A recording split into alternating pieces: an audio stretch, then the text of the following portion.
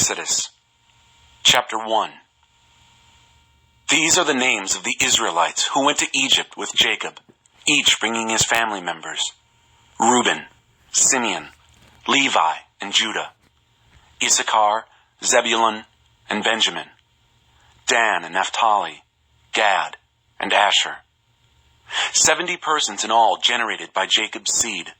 Joseph was already in Egypt. Then Joseph died, and all his brothers, that whole generation. But the children of Israel kept on reproducing. They were very prolific, a population explosion in their own right, and the land was filled with them. A new king who didn't know Joseph. A new king came to power in Egypt who didn't know Joseph.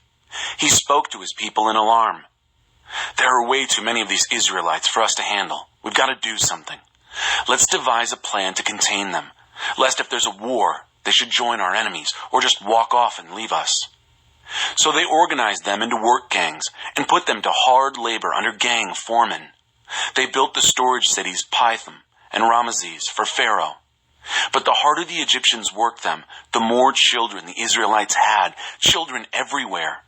The Egyptians got so they couldn't stand the Israelites and treated them worse than ever, crushing them with slave labor. They made them miserable with hard labor, making bricks and mortar and backbreaking work in the fields. They piled on the work, crushing them under the cruel workload. The king of Egypt had a talk with the 2 Hebrew midwives. One was named Shiphrah and the other Puah.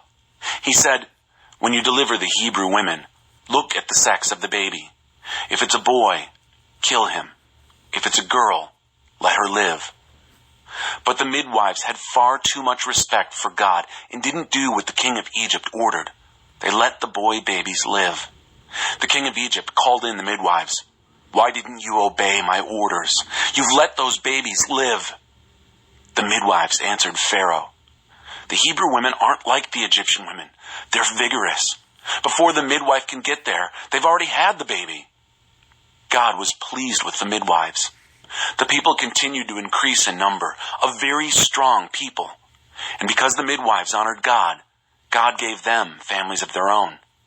So Pharaoh issued a general order to all his people: "Every boy that is born, drown him in the Nile, but let the girls live."